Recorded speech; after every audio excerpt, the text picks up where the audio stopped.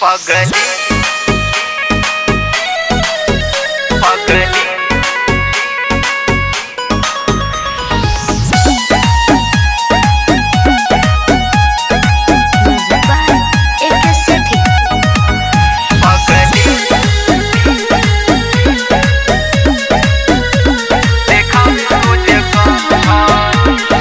लगता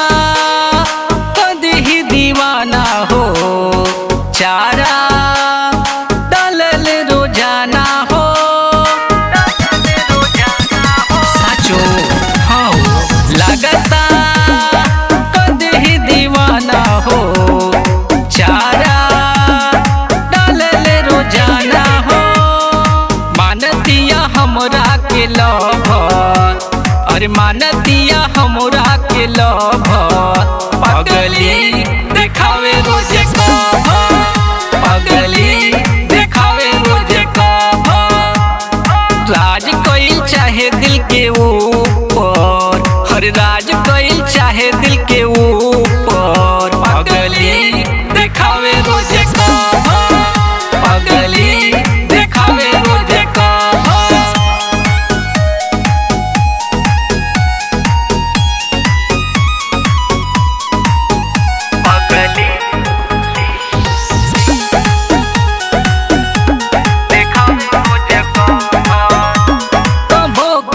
खिड़की से अखिया उमारे कभो कभो छत से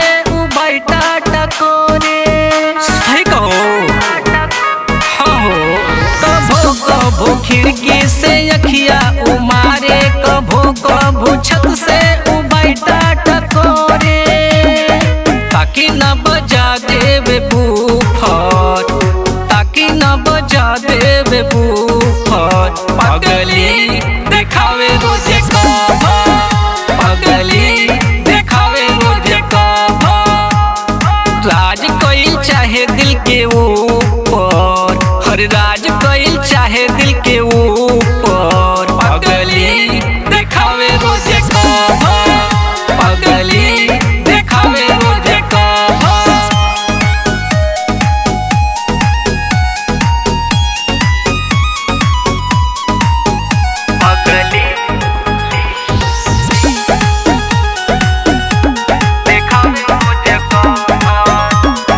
हमरा से शादी के करेली वादा घरे जाके भाई से लड़ेली दादा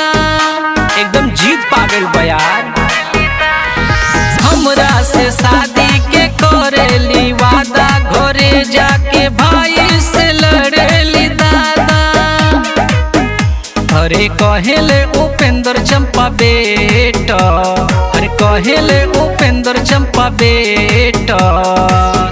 पगली देखावे रोजे कभर पगली देखावे रोजे कभर राज कइल चाहे दिल के ऊपर हर राज